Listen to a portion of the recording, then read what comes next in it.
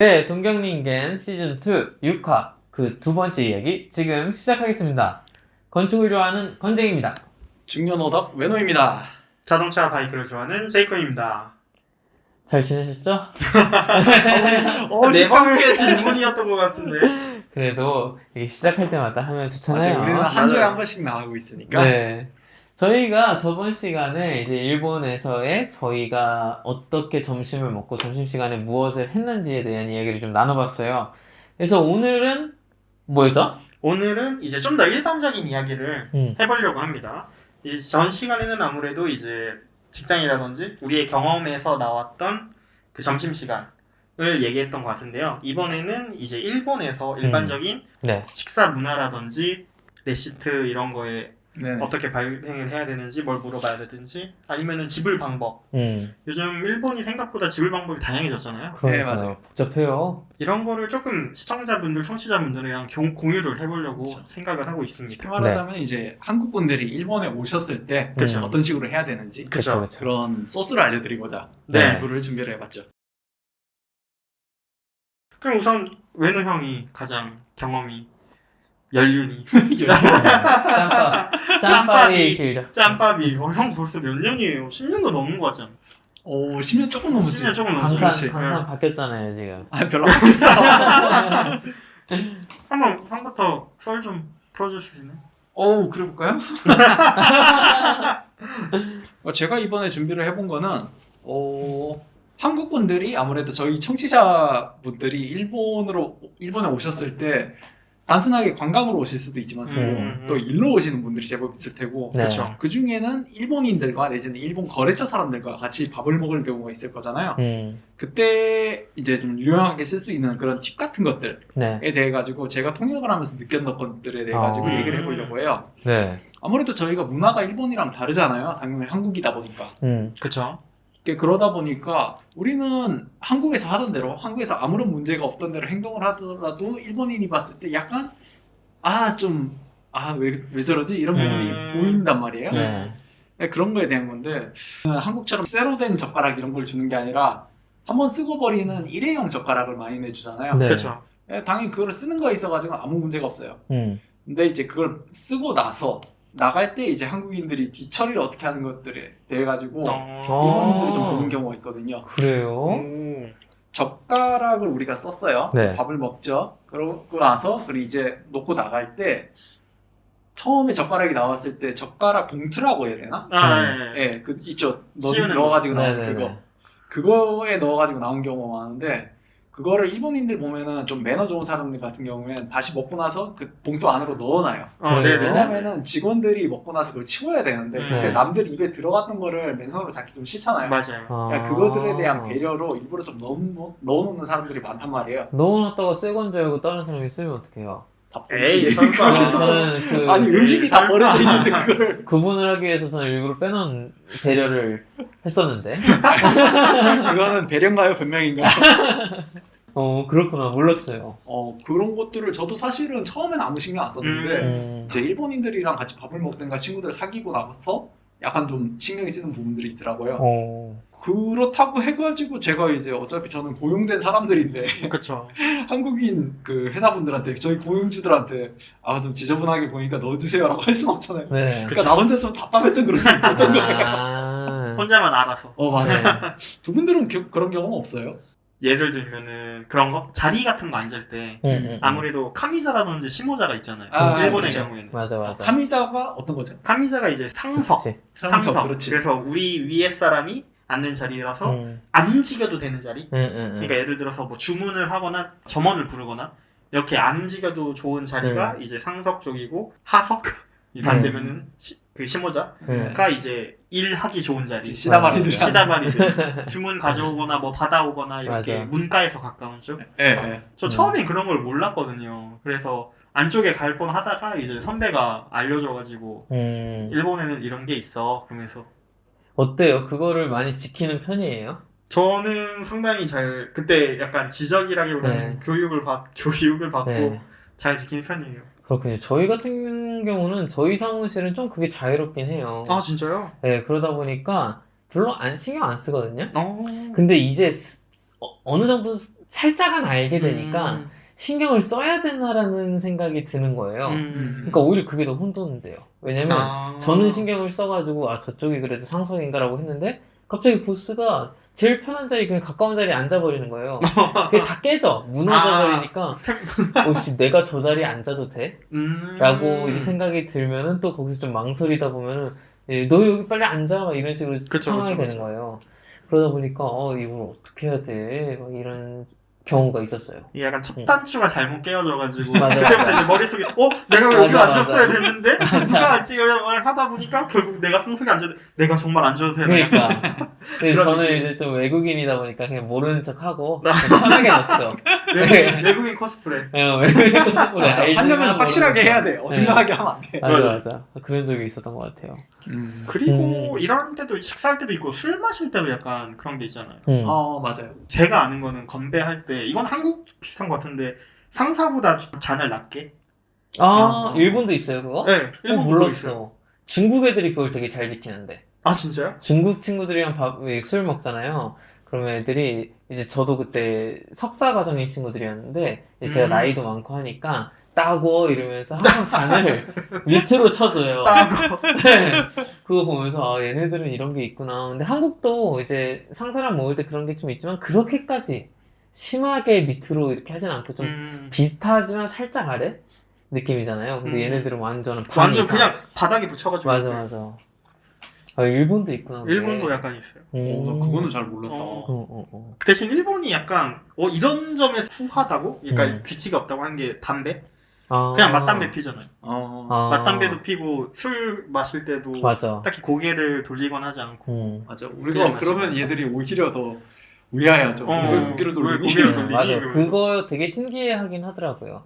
왜 손 여기 그 두 개로 하는지랑 맞아요. 그리고 왜 돌려서 먹는지 돌아서 먹는지 그거 되게 신기하고 저는 그거요. 예전에 한국에서 이제 술 먹게 됐을 때 이제 소주 따라줄 때 그 술 상표 안 보여주게 손으로 막아서 따라주잖아요. 맞아요. 그게 예의라고 들었는데 이제 반대로 여기 와서는 상표를 보여주면서 따라줘야 된다고 하더라고요. 그러니까 와인이랑 똑같은 건데 본인이 지금 뭘 먹는지를 이제 상대방이 알게끔 그 상표를 보여주면서 따라줘야 된다.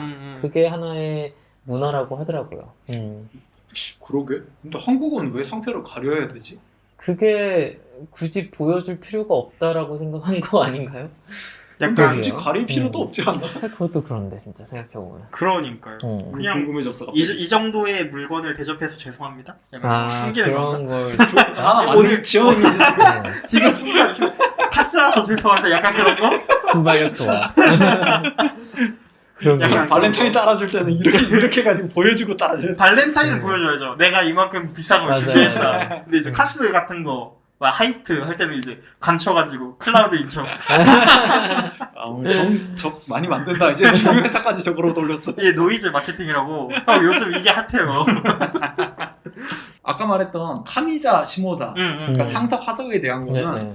굳이 식사 자리나 술 자리뿐만이 아니더라도 맞아. 이제 미팅을 한다든가 맞아요. 다른 거래처 회사랑 만날 때도 좀 쓰는 방법이긴 하죠. 매너죠 이게. 심지어 그쵸. 택시 탈 때도 있어요. 택시 탈 때랑 엘리베이터 탈 때도 이 자리가 있어요.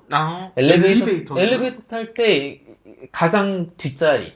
그러니까 그 버튼 안 눌러도 되는 자리가 이제 상사 카미자. 자리고 맞아요 그 말이. 앞자리는 이제 좀 밑에 있는 애들이 거기 앉아 있고 이제 눌러주고 있죠.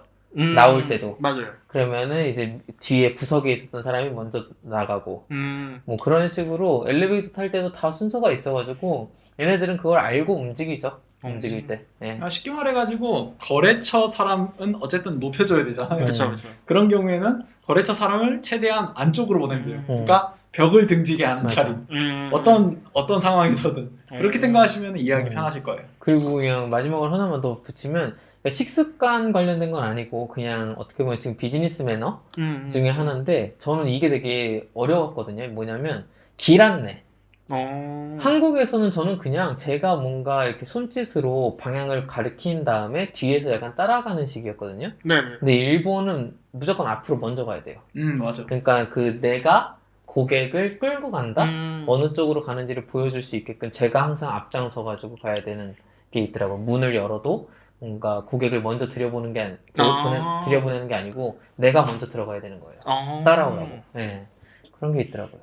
아무래도 저는 이제 고객이라든지 다른 회사를 만나는 게 아무리 적다 보니까 그리고 보통 메이커를 만나면은 저희가 감이 되잖아요. 아, 야 역시나. 그렇구나. 그러다 보니까 별로 음. 그런 걸 신경을 못 써봤는데 되게 재밌는 정보를 많이 얻네요. 네. 그래서 약간 내용을 조금 돌아가면은 일본이 사실은 음식을 먹을 때 NG인 행동들이 좀 많잖아요. 네, 한국에 많죠. 비해서. 그래서 이걸 또 조금 얘기를 해보고 싶은데 네. 그 그냥 제가 권장이요. 네. 몇 개 좀 찾아온 거는 이런 게 있었던 것 같아요. 먹을 때 이제 음식 소리? 그러니까 이게 한국도 공통적으로 적용되는 게 있어요. 음식 먹을 때 이제 입 다물고 먹는 거. 입 벌리고 먹으면 쩝쩝쩝 소리 나니까 싫어하잖아요. 네네네. 근데 요즘에 먹방 보면은 네. 쩝쩝쩝 거리면서 먹잖아요. ASMR. 그러니까 맛있어 보여 그게. 어. 근데 어찌됐든 그렇게 소리 내고 먹는 게 좀 예의에 어긋나니까 사람들이 좀 조용히 먹죠. 특히나 일본 사람들은. 근데 이상하게 면발 들어간 거, 라면, 소바, 우동 이런 거는 소리 엄청 내요. 갑자기 면치기는 못 참죠. 네. 막 이렇게 먹는데 맞아. 그래서 이거에 대해서 좀 일본 친구들한테 물어봤어요. 너네는 다른 거 먹을 땐 조용히 먹는데 왜 면치기는 이렇게 열심히 하는 거야? 했는데 자기네들도 이유는 모르겠대요. 우리가 네. 아까 그 술 따라줄 때 상표 가리는 거 네. 그거랑 똑같은 거네. 근데 자기네들은 일단 면을 먹을 땐 소리를 낸다라고 하고 그 젓가락 사용법에 대해서 좀 이야기를 많이 들었거든요. 일단 이것도 되게 단순해요. 한국에서도 비슷할 것 같은데 젓가락으로 만약에 쉐어해서 같이 먹는 음식이 있을 때 네. 처음 집었던 음식은 무조건 갖고 오고 맞아요. 다시 내려놓는 일은 절대 안 된다. 그리고 이제 젓가락으로 사람을 가리키는 일, 아. 밥을 먹다가 혹시나 누군가를 가리키면은 좀 되게 예절에 어긋난다. 손가락으로 가르쳐도 일본에서 그쵸. 있잖아요. 예전 회사 사장이 그렇게 많이 했었지. 젓가락. 너는 그러면 안 돼 이 새끼야. 한국인? 한국에서. 아, 한국인. 한국인 내가 다녔던 회사에서. 저 한국에서는 손가락으로도 사람 가리키는 일이 거의 없는 것 같아요. 일본에서. 일본에서는. 그거는 뭐 세계 어딜 가도 좀 예의에서 어긋난 맞아요. 행위라고 생각돼요. 그 다음에 또 하나는 이제 한국이랑 비슷하게 그 밥에다가 숟가락 이제 젓가락을 꼽아 놓는 거? 이거는 이제 좀 죽은 사람에 대해서 제사상에다가 하는 행위잖아요. 그러다 보니까 그런 식으로 밥을 꼽아 놓는 행위는 좀 안 한다고 하고 한국도 밥 안 꽂잖아요. 안 꼽죠. 그쵸. 일본 네. 똑같이. 그거는 공통적인 거. 그건 똑같이. 그 다음에 제가 제일 인상적이었던 건 비비기. 비비기. 밥을 비빈다. 이렇게. 네. 그러니까 이제 여기도 돈부리가 되게 많잖아요. 네. 이렇게 밥 덮밥. 위에다가 덮밥. 덮밥. 네. 그랬을 때 저 같은 경우는 솔직히 한국에서는 비빔밥 아니면 막 김치찌개, 된장찌개 나왔을 때도 막 비벼 먹잖아요. 그쵸. 밥에다가. 근데 그거를 되게 싫어하더라고요. 그걸 별로 안 좋아해요. 모양이 깨지니까. 모양이 깨지고, 네, 그 이야기를 하더라고요. 그 셰프, 그 음식을 만들어준 사람에 대해서 이걸 비볐을 때 좀 예의다. 예의에 어긋난다. 그렇게 생각을 해서 그냥 그대로 먹는다. 그럼 저는 항상 그랬죠. 비비는 게 훨씬 맛있어. 비벼 먹어봐. 그럼 맛있다니까. 막 이런 식으로 항상 얘기를 했는데, 그게 이제 좀 별로 안 좋다와 또 하나는 이제 약간 애완동물들이 먹는 밥에 성격이 좀 비벼져 있는, 그쵸, 개밥 같다. 그러다 보니까 좀 이렇게 국물에 들어가 있는 밥이라든지 그런 걸 좀 안 먹는 식이고 국물과 밥은 항상 따로 먹고 그런 식으로 일본 사람들은 인식하고 있더라고요. 비벼 먹는 거 팥빙수도 걔네 일본인들은 안 비벼 먹잖아요. 아, 그래요? 그러니까 예를 들어서 우리 같은 경우에는 그 팥빙수 유명한 데가 어디죠? 설빙. 설빙 같은 거 보면은 보통 이렇게 해가지고 그 콩가루가 이제 전체적으로 버무려질 수 있도록 하는데 일본 애들은 그걸 굳이 이렇게 결국에 나중에는 얼음만 먹어. 아유, 먹을 줄 몰라 애들이. 그러니까 그냥 그런 것도 있는 것 같기도 하고. 그러니까 저는 사실 그런 문화를 봤을 때 그런 생각을 했어요. 만약에 얘네가 인정하는, 사실 얘네들은 막 프랑스 사람이나 막 영국 사람들 되게 인정하잖아요. 그쵸. 걔네들이 막 밥 비벼 먹어. 그럴 때 얘네 안 비벼 먹을 거라는 생각을 많이 했었어요. 만약에 걔네들이 그런 비벼 먹는 문화를 일본에 갖고 와서 전파를 시켰다면 분명히 지금 비벼 먹고 있을 것 같은 느낌이 드는데, 이제 한국과 일본의 관계를 봤을 때 이제 일본 사람들이 본인들이 약간 좀 뭔가 우월해 있다라는 그런 정체성? 그걸로 인해서 그 비벼 먹는 거는 좀 애완동물, 이제 개밥이다 라고 생각하는 거 아닌가라는 생각을 했어요. 그럴 수도 있겠네요. 네. 그래서 되게 아직도 얘네는 좀 틀에 갇혀 있는 거 아닌가라는 생각을 되게 많이 하는 부분이었어요. 그 비벼 먹는 문화에 대해서. 밥을 먹을 때조차 이제 남에게 보여주는 이미지를 신경을 쓴다. 맛보다. 맛보다. 네. 비주얼적인 걸 많이 생각한 것 같아요. 그러니까요. 그래서 상징적인 거에 대해 가지고도 좀 중요한 게 아까 말했듯이 밥에다가 이제 젓가락 숟가락 꽂지 않는 거 네네. 이런 얘기 했잖아요. 이제 제사 지낼 때 그런 상상이 떠오르니까. 네. 근데 또 하나 더 얘기를 하자면은 젓가락을 가령 이제 건쟁이랑 나랑 밥을 먹는데 건쟁이가 큰 음식 덩어리를 하나 자르려고 하는데 젓가락으로 그게 잘 안 잘리면은 다른 사람이 하나 이제 건쟁이 음식을 딱 찝어가지고 고정을 시켜주고 네. 이제 그 사이에 누군가가 젓가락으로 자른 거 하잖아요. 네. 되게 편하게 네. 남들을 위한 배려로 네. 잡아주는데 일본에서는 사람이 죽으면은 그에 대해 가지고 화장을 하잖아요. 그렇죠. 이제 뼈를 두 명이서 같이 젓가락으로 긴 젓가락으로 집어가지고 옮긴단 말이에요. 밥 먹을 때 만약 그런 식으로 두 명이서 하나의 음식을 집어버리면 거기에서 화장할 때 뼈를 짚는 거가 연상이 된다는 거야. 그래서 그게 상당히 일본에서는 중요한 매너 위반이라고 하더라고요. 그래요? 네, 그거는 안 해야 돼요. 가끔 가다가 통역할 때 보면은 일부러 이제 일본인이 그런 식으로 자르고 있을 때 한국인이 도와준답시고 이렇게 하는 네. 경우가 있는데 그러면 일본 애가 이러고 놀래지. 그거죠. 와타리 마시는 거죠. 그것도. 예, 맞아요. 그러니까 이게 잘라주는 것도 안 되고 음식을 젓가락으로 넘기는 것도 안 되잖아요. 맞아요. 그래요? 네. 그것도 이제 죽은 자 할 때 옮길 때 이렇게 젓가락으로 옮기니까 그럼 젓가락으로 넘기지 말고 직접 그 그릇에 던져줘야 돼요? 그릇에 던져주거나 이거 가져가라고 하는 게 맞는 것 같아요. 그래서 저도 실수를 했었거든요. 예전에. 김치 같은 거 자를 때 사실은 맞아. 김치 같은 같이 거 할 때 해줘야지. 같이 할 수도 있는 네. 거지. 그걸 가지고 이제 와타리 마시니까 하지 마. 그래서 좀 그런 부분 보면 좀 융통성이 없어요. 모르겠어. 이게 우리는 그렇게 살아왔으니까 한국에서는 그런 거에 있어서 별로 개의치 않았으니까 이제 의식적으로 편하게 생각할 건진 모르겠는데 조금 일본은 그런 게 되게 중요하구나라는 생각을 했어요. 그런 눈에 안 보이는 식사 문화들이 많이 이게 들어가 있으니까 근데 모르시는 분들은 당황하실 수도 있을 것 같아요. 왜냐면 이거를 일본 사람들의 경우에도 외국인이니까 이런 문화를 모르겠지라는 생각을 할 수도 있지만 이 사람들은 이 사람들의 사고에서 생각을 하기 때문에 쟤네는 되게 매너가 없는 사람들 이것도 생각을 못하는 사람들로 판단하는 경우가 많기 때문에 좀 이런 부분을 신경 써줬을 때 점수가 깎이는 일은 없다라는 걸 알았으면 좋겠고 저는 마지막으로 좀 말씀드리고 싶었던 건 그거였어요. 음식 전부 다 먹기. 초이노코시 이런 거 안 되니까. 네, 일본 애들은 남기질 않아요. 그러니까 남겼을 때 되게 미안해요. 맞아요. 그 식당 셰프라든지 뭔가 그거를 쇼부 본다는 느낌으로 열심히 다 먹거든요. 제가 일본 와서 가장 바뀌었던 게 뭐냐면 반찬을 신경 쓴다는 거거든요.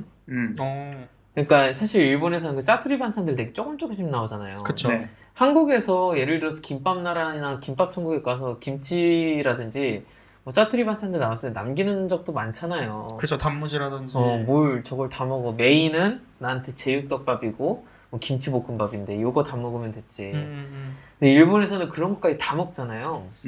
그러다 보니까 얘네들이 그런 짜투리 반찬까지도 되게 신경을 많이 써요. 일본 와서 느끼는 게 그런 재료들에 대해서 되게 민감하게 반응을 해요. 맞아요. 그런 재료를 어떤 걸 썼고 뭐 당근이 뭐고 뭐 어떤 풀을 썼고 어떤 샐러드를 썼고 다 알아요. 그랬을 때 되게 놀랬어요. 얘네들은 저런 걸 다 신경을 쓰는구나. 그런 부분이 되게 재밌었어요, 저는. 확실히 일본에서도 이제 뭐 칸쇼크라고 해서 완식 된다. 이걸 되게 자랑스럽게 생각을 하잖아요. 그게 이제 뭐랄까 만들어준 마스터라든지 셰프에 대한 매너고, 그쵸? 내가 이렇게 맛있게 먹었다. 그런 게 약간 일본에는 내재돼 있는 전반적으로 그런 것 같네요. 오이무침 하나도 허투루 버릴 수 없다. 너네 다 먹어라. 내가 잘 절여놓은 거다. 식초에. 그쵸. 이게 그 만든 사람뿐만 아니라 그 생산자까지. 맞아. 이 농부가 피땀 흘려가지고. 근데 이게 약간 우리나라도 예전에 있었던 것 같아. 쌀 같은 거. 근데 이제 많이 서구화되는 거? 나라도 많이 좋아지면서 발전해지면서 맞아. 무리해서 안 먹으려고 하는 것 같고. 제 와이프가 시골 사람이라고 했잖아요. 농사를 지었었거든요. 저번에 처음에 이제 여자친구랑 만나가지고 밥을 먹고 이러다가 한번 남기니까 얘기하는 게 쌀 한 톨 한 톨에 신들이 들어있다고. 일본은 그거잖아요. 그런 문화가 있단 말이에요. 워낙에 신이 많은 나라다 보니까 쌀 한 톨 한 톨에 다 신이 있으니까 소중히 먹어라고 하는데 총것이 있나라는 생각하면서도 총것이 있나. 근데 생각해보면 그게 맞는 것 같아요. 맞아요. 수긍했죠. 저도 하나 이런 부분, 이런 에피소드가 있었던 게, 이제 저희가 사무실에서 저녁에 종종 밥을 해 먹을 때가 있어요. 그러다가 이제 밥을 약간 쿠쿠 같은 거에다가 이제 밥솥에다가 해 먹는데, 물 조절을 한번 실패한 적이 있어요. 그래서 밥이 좀 질게 나온 적이 있거든요. 죽이 됐구나. 그 정도는 아니에요, 솔직히. 약간 떡이 된 거죠. 떡이 된 거? 근데 그래도 먹을만 해요. 그렇게까지 나쁘진 않았어. 엄청 눈치 주는 거예요. 물 조절을 잘못했다고. 그냥 진짜요? 밥이 맛이 없다고. 사실 한국이었으면 오늘 좀 지네. 뭐 그래도 먹을만 한데 먹지 뭐 이 정도로 넘어갈 일이었는데 엄청 중요시 여기는 거예요. 이 밥이 맛이 없다. 그래서 오늘 식사가 맛이 없다. 이걸 약간 돌려서 이야기를 하는데 뭔가 물 조절을 한 번 더 실패했다간 큰일 나겠네 라는 생각을 그래서 밥의 맛도 되게 중요시 여긴다. 왜냐면 솔직히 저의 경우에는 물론 맛있는 쌀, 맛있는 밥이 있죠. 근데 밥이라는 건 그렇게까지 차이가 과연 있을까라는 의문이 있었거든요. 네네. 근데 일본에서는 그걸 되게 중요시 여겼고 저도 이제 일본에서 좀 살게 된 기간이 길어지니까 그게 뭔지 알 것 같긴 해요. 음식을 소중히 생각하는 마음. 밥맛이 다르다. 밥맛이 다르다. 있죠? 가게에 갔을 때 진짜 맛있는 밥이 있더라고요. 네, 맞아요. 맛있는 쌀, 맛있는 물의 양, 그리고 맛있게 그 밥을 찐. 그래서 그 식당에 가서 밥을 먹는데 밥만 먹어도 맛있었던 기억이 있어요. 진짜요? 네. 그래서 이게 중요하구나. 사실 저는 개인적인 얘기인데 밥을 별로 안 좋아해요. 그래요? 네, 뭐 쌀을 좋아해요? 별로 안 좋아한다. 쌀을 별로 안 좋아해요. 그러니까 덮밥처럼 같이 나오는 거면은 먹는데 밥만 이제 공깃밥 따로 하면은 거의 잘 안 먹어가지고. 뭐 좋아해요? 뭐가 그냥 주식이에요? 그 메인 메뉴? 그냥 예를 들어서 정식이 나왔다. 그 메인 메뉴와 이제 보통 미소시루 이렇게 나오잖아요. 그럼 미소시루랑 메인 메뉴. 된장국이랑? 네. 밥은 그냥 거드는. 밥은 그냥 거들 뿐. 그래 나도 그렇게 생각했대. 그러니까 그렇게 생각을 했었는데 이제 들어보니까 다음에 먹을 때는 좀 더 주의 깊게 음미하면서 먹어보도록 하겠습니다. 저도 밥을 하잖아요. 그쵸. 취사를 하는데 쌀 종류 따라가지고 그 맛은 솔직히 잘 모르겠어요. 맨날 난 거의 싼 거만 사 먹으니까. 근데 가끔 가다가 이제 어떤 쌀이 따라가지고는 좀 밥을 지어놓고 어느 정도 일정 시간이 지나면은 밥이 맛이 없어지잖아요. 그쵸. 그 맛이 보존되는 기간이 긴 쌀들이 있더라고. 호시히카리 뭐 이런 거. 진짜 좀 비싼 거는 제법 오래가. 쌀 맛이. 비싼 건 이유가 있어요. 그런 거 같더라고. 비싼 건 이유가 있어. 다 유전자 개조해가지고. 밥을 먹었으면 뭘 해야죠? 이제 돈을 지불해야 되잖아요. 그렇죠. 일본에서의 이 지불 방법에 대해서 조금 얘기해보고 싶어요. 네네. 한국 같은 경우에는 보통 삼성페이가 많이 요즘도 많이 써요. 제가 2년 이상 한국을 안 가서. 일단은 저도 한국을 요즘에 안 가봐가지고 그쵸. 모르겠는데 현금은 안 쓰죠. 현금은 그쵸. 진짜 거의 안 쓰죠. 현금은 안 쓰죠. 어쨌든 신용카드. 신용카드거나 보통 삼성페이거나 무슨 페이. 네, 무슨 페이. 뭐 애플페이 그런 거 많이 쓰나? 한국 애플페이? 모르겠다. 쓰나? 지금 네. 없지 않나? 시청자분들이 좀 알려주세요. 한국 네. 지금 애플페이 쓰고 있나요? 그러죠. 일본은 어떻죠? 일본은 아직까지도 현금 많이 쓰는 가게도 현금이 남아 맞아요. 있는데 이제 그래도 조금씩 이제 뭐 올림픽이라든지 이런 걸 대비해서 약간 도입이 되고 있죠. 어떤 게 있을까요? 근데 도쿄 아니야 그것도? 아니요, 그래요? 형. 카나가와도 아주 발달돼 있다고요. 까나가 거기는 조금이나마 도쿄랑 가까운 동네니까 한번 흉내 한번 내보자 이런 거 아니야? 아니 흉내라뇨, 형. 지금 발언 거의 옐로우 카드였습니다. 근데 이제 제가 출장을 좀 가요. 회사에서 이제 공장이 토치기에도 공장이 있고 이제 큐슈에도 공장이 있는데 키타큐슈 쪽, 오이타 조금 있죠. 오이타. 네. 근데 이제 토치기라든지 큐슈를 가도 그러니까 일단 체인점들은 바코드 결제. 네네. 일본은 요즘에 바코드 결제가 되게 핫한데. 중국에서 넘어온 거죠. 그쵸. 이제 어플 같은 거로 바코드를 보여주면은 네. 이제 그걸로 결제가 되고 여기다가 이제 그 은행이랑 연동을 해가지고 그렇죠. 차지를 시키는 방법. 음. 손쉽게 그런 바코드 결제를 많이 쓰는데 이게 체인점들은 많이 다 도입이 돼 있는 것 같아요. 뭐 대표적으로 페이페이. 그쵸. 맞나요? 페이페이라고 이제 야후에서 자회사로 해서 만드는 건가요? 맞아요. 근데 저는 몰랐는데 일본은 거의 소프트뱅크가 다 점령을 했더라고요. 소프트뱅크가 야후를 통해서 야후가 그냥 여기를 거의 일본을 그냥 통제하고 있다라는 생각을 많이 했어요. 야후가 아무래도 좀 영향력이 좀 크죠. 그러니까 한국에서 느끼는 네이버보다 훨씬 강력한 것 같아요, 야후가. 네. 야후 쪽이 조금 더 큰 것 같아요. 그러니까 일본인 전체의 점유율이라기보다는 일본인보다는 한국인이 이제 퍼센티지로 봤을 때 인터넷에 훨씬 더 친밀하잖아요. 그쵸. 근데 일본에서 인터넷을 사용하고 인터넷의 그 생태계에 들어가 있는 사람들은 거진 다 야후로 그러니까요. 묶여 있죠. 네. 약간 한국은 그런 것 같아요. 네이버와 카카오로 약간 양분화가 돼 있잖아요. 그래요? 약간 카카오페이라든지 네, 맞네요. 이쪽은 카카오가 많이 강하고 음. 뭐 이메일이라든지 그쪽은 토탈 쪽은 네이버가 강하고 약간 양분화가 돼 있는데 일본에서는 그 야후에 대한 독식. 대항마가 조금 빈약한 것 같기도 그쵸. 하고. 요즘에 저의 경우에는 이제 결제를 할 때 저도 이제 현금파였거든요. 네네. 그러다가 요즘에는 이제 신용카드를 좀 많이 사용하고 있어요. 오. 신용카드를 통해서 좀 포인트 적립이라든지 사실 포인트 적립 엄청 없어요. 일본. 일본 좀 약해요. 네, 그런 게 혜택이 좀 많이 약한데. 그런데 요즘에 조금 포인트 사용하면서 최근에 이제 페이페이를 좀 시작하기 드디어 했어요. 선진 문물을. 왜냐면 그 포인트가 많이 훨씬 더 잘 쌓이는 느낌이더라고요. 0.5%? 네. 네. 그리고 그게 좀 여러 곳에서 사용할 수 있기 때문에 그쵸. 신용카드로 적립되는 포인트보다 페이페이가 훨씬 이득이다. 그리고 음. 돈 보내는 게 편해서.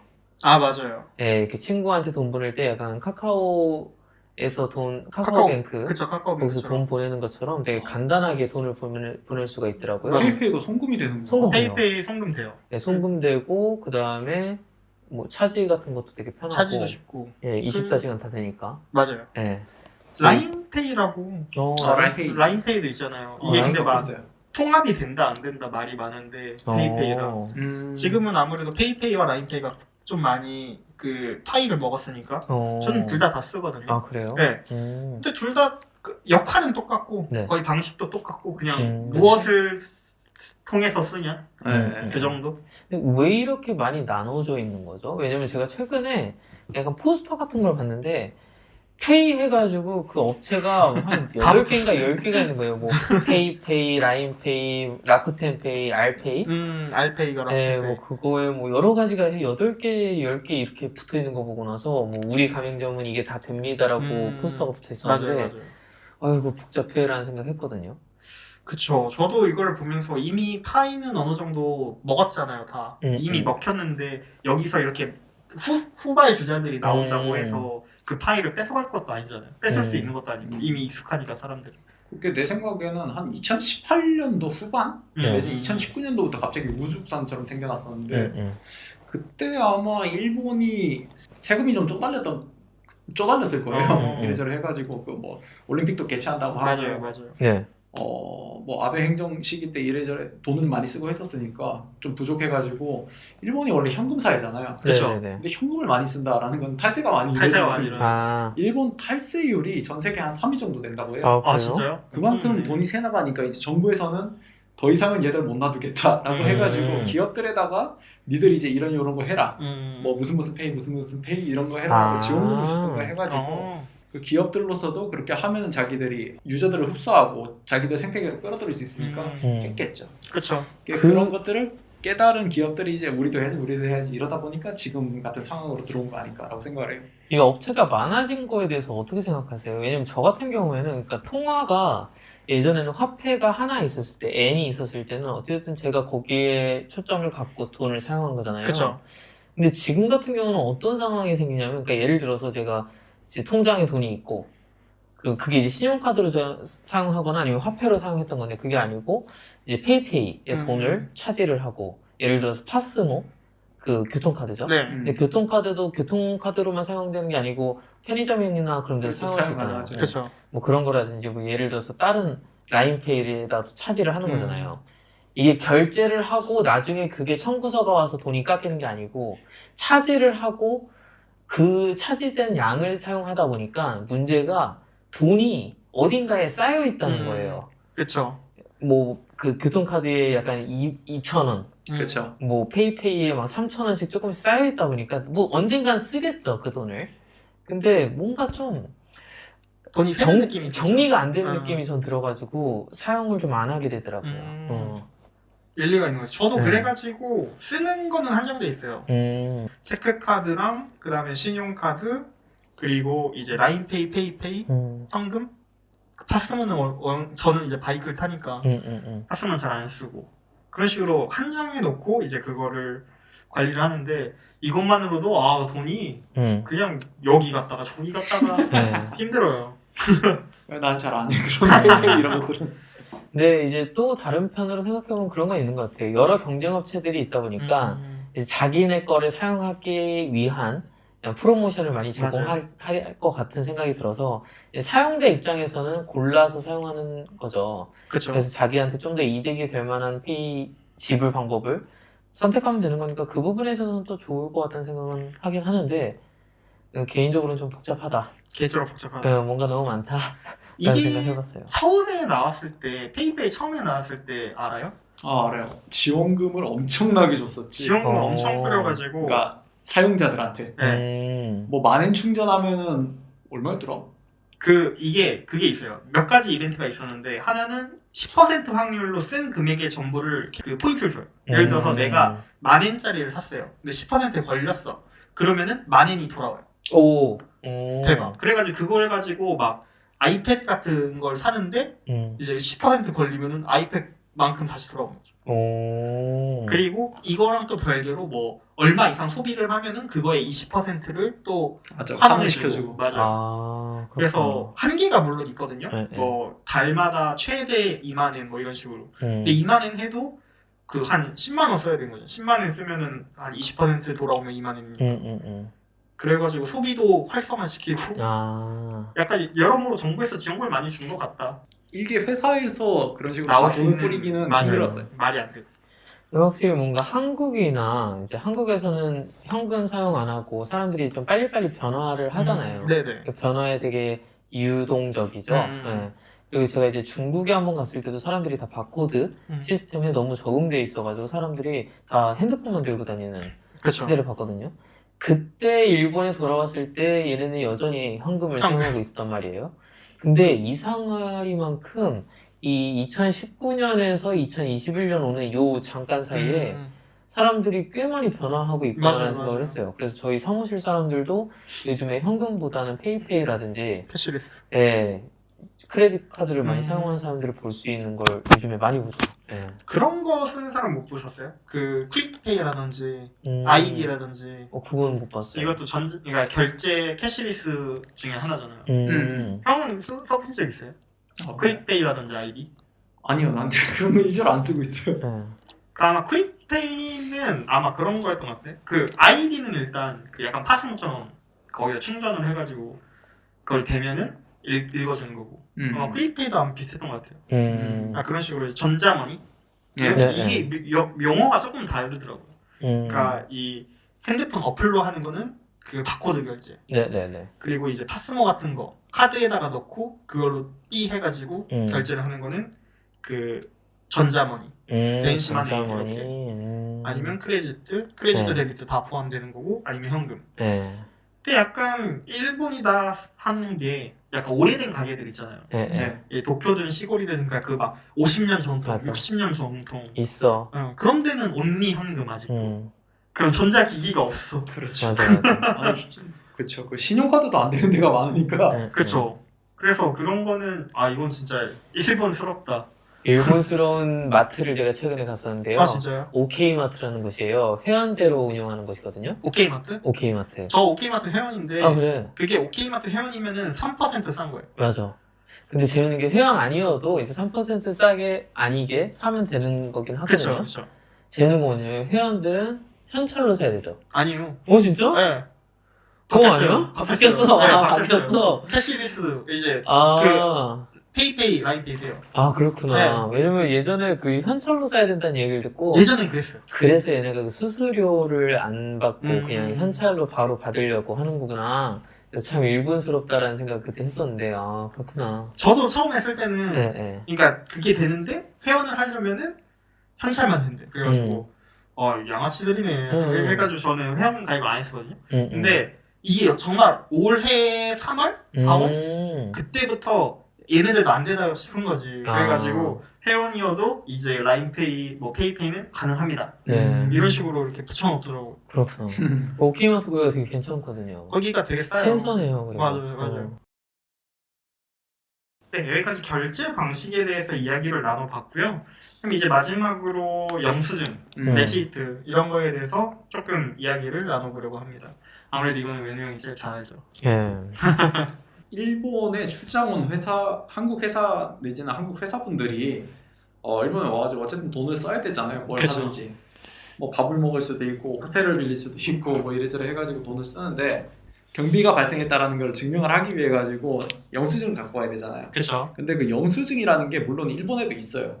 근데 한국에서 생각을 하는 영수증이랑 일본에서 생각을 하는 영수증이 약간 달라가지고 한국 같은 경우에는 어떤 기계에서 나오는 것들을 영수증이라고 생각을 해가지고 그 영수증을 일본어로 하면 료슈쇼가 되잖아요. 네. 그러니까 뭐 통역한테 영수증 받아달라 내지는 통역기 번역기에서 영수증이라는 단어를 쳐가지고 이거 주세요라고 내밀면은 일본에서는 도장이 찍히고 손으로 수기로 쓴 영수증을 준단 말이에요. 맞아요. 근데 이건 한국에는 못 쓰죠. 그러니까 영수증이 아니라 레시토를 그렇죠. 달라고 하면은 원하시는 것들을 받으실 수 있을 거예요. 일본에서의 그 영수증과 레시트의 개념이 조금 다르기 때문에 그쵸. 이런 문화적인 차이가 발생하는 것 같아요. 그리고 또 그런 게 있죠. 그 우에사마? 그렇죠. 이게 그건 뭐예요? 영수증을 발행을 할 때 윗상자에다가 그 요자를 쓰죠. 제대로 된 그 회사명이라든지 이름이 아니라 높으신 분 약간 이런 식으로 일본에서 하는데 이게 사실은 되게 안 좋잖아요. 저 세금 탈세를 하는 거 악용할 여지가 있기 때문에 맞아요. 정식적으로는 그렇게 쓰면 안 되는 게 맞긴 해요. 모르셨던 분들은 이제 당황하지 마시고 그냥 정식 명칭을 알려줘서 그대로 영수증을 받을 수 있으셨으면 좋겠네요. 저도 처음에 사무실에서 일할 때 이 개념을 몰랐어가지고 여러 번은 아니지만 한 2번 정도 리시트 갖고 사장님한테 제출했던 적이 있어요. 료슈쇼 아니고 네, 사장님이 료슈쇼 갖고 오라고 그래서 그 뭐 카이샤메이 맞아요. 회사명도 좀 적어오고 용도 네. 써오라고 막 그렇게 지적받았던 적이 몇 번 있었어요. 이거는 확실히 문화 차이니까. 그러니까요. 아무래도 일본은 현금을 많이 쓰긴 하는데 가끔 가다 보면은 카드가 되는 가게들도 있잖아요. 그렇죠. 근데 그 키오스크? 그러니까 기계가 있죠. 결제 기계. 네네. 결제 기계가 있는데 거기에서 카드가 되는 기계가 많이 없어. 한국을 생각을 하면 좀 애매하실 거예요. 그렇지 않아요? 맞아요. 그러니까 일본에서는 아무리 그렇게 많이 지금은 보편화됐다고 하지만 언제나 지갑 속에 만엔 2만엔은 넣어두는 게 현금은 정신 건강에 아주 좋다는 거. 맞아. 여기까지 이제 일본 식사와 결제와 관련된 내용을 다뤄봤습니다. 네. 재밌게 들으셨나요? 아니신가요? 네. 그럼 간단하게 이제 두 분 소감 한번 들려주실 수 있을까요? 이번 주제에 대해서. 네, 저의 경우에는 확실히 한국과 일본의 점심시간, 뭐 점심시간뿐만 아니라 이런 식사 문화가 참 많이 다르다. 근데 이거를 일본 사람의 경우에는 되게 기본적인 걸로 인식을 하고 있기 때문에 모르고 행동하는 것보다, 그러니까 나 외국인이니까 몰라도 돼 보다 일본에서 생활을 한다면 좀 알고 인식을 한 상태에서 뭐 맞춰준다까지는 아니지만 어느 정도 생각을 하고 행동을 했을 때 이 사람들한테 나의 이미지를 잘 심어줄 수 있을 거다라는 거를 알 수 있을 것 같고요. 그렇다고 해서 한국에서 생활했던 문화를 너무 버릴 필요는 없을 것 같다. 그러니까 저희가 앞서 이야기했었던 밥, 비빔밥, 이제 비벼 먹는 문화라든지 습관으로. 네네 그런 거는 내가 먹는 방법을 오히려 전수해줄 수 있는 부분은 아닌가라는 생각을 많이 하면서 생활하고 있습니다. 저는 이제 통역으로서 한마디 좀 부탁을 드리고 싶은 게 있는데요. 보통 일본 회사와 한국 회사가 밥을 먹는다고 할 때 그냥 서로 아무 말 안 하고 밥을 먹지 않잖아요. 그렇죠. 뭐 일에 대한 거든 개인적인 거든 얘기를 좀 하긴 하는데 그 상황에서도 통역은 일을 해야 돼요. 예. 그렇죠. 자, 봐봐요. 두 분이 한국인이고 한 분은 일본이라 쳐요. 네. 그럼 건쟁이가 한국어로 이렇게 얘기를 해. 네. 네네. 그럼 나는 이제 그걸 일본어로 얘기를 해줘야 되잖아. 네, 그쵸, 그쵸. 그동안 내가 얘기를 하는 동안 건쟁이는 밥을 먹을 수 있어. 그리고 그걸 들은 아. 제이크는 또 이제 대답을 해줘야 되잖아. 그쵸, 그쵸. 일본어로 대답을 하고 난 그럼 한국어로 대답을 하는데 그 아. 말하는 동안 제이크는 밥을 먹어. 아. 둘은 밥을 먹을 수 있어. 하지만 통역을 밥을 못 먹어. 그러면서 내가 이제 밥 먹는 속도가 늦어지면 왜 이렇게 늦어 빨리 먹어 이러는데 아, 그럴 아 수 진짜 있겠다. 너무하다. 드세요 이러는데 사실상 먹을 수가 없거든요. 그 어. 이거 다 계속 번역을 해요. 통역을 해야 되는데. 그러니까 제가 부탁을 드리고 싶은 거는 할 말은 편하게 하시고 나 신경 쓰지 말고 편하게 하시고 마지막에 이제 식사 끝나기 한 10분이나 15분 전쯤에 이제 식사에 집중을 하든가 나한테 말 좀 걸지 말라고. 아 먹을 시간을 달라. 남은 시간을 10분 15분만 딱 달라고. 어차피 이거 내가 돈 내는 건데. 아니야 그거는 주로 돈 주니까 내가 그건 다 돈 먹고 주면은. 하지. 네, 그럼 그거는 좀 되겠네요. 부탁드리겠습니다. 네 외노 형의 그 경험담 사실 한탄. 경험담 한탄. 일하는 시간보다 밥 먹는 시간이 더 힘들어. 나도 밥 먹고 싶은데. 아 이거 얹히겠다 그러다. 체하겠다. 후딱 먹어야 돼. 그 생각해보니까 진짜 그렇네요. 그러게요. 저는 이렇게 두 분 얘기를 들으면서 몰랐던 음. 일본 문화도 알게 되고 그 앞으로 일본에서 생활을 함에 있어서 미연에 방지됐다는 느낌, 실수를 할 수도 있었던 게 미연에 방지됐다는 게 좋았던 것 같네요. 두 분 정보 감사합니다. 시청자분들도 청취자분들도 이게 도움이 돼서 일본 할 때 좋은 이미지를 상대방한테 남기셨으면 좋겠어요. 네. 네. 그러면 이것으로 동경님께 마치도록 하겠습니다. 지금까지 건쟁이 왜 너? 제이쿤이었습니다. 다음 시간에 만나요. 안녕.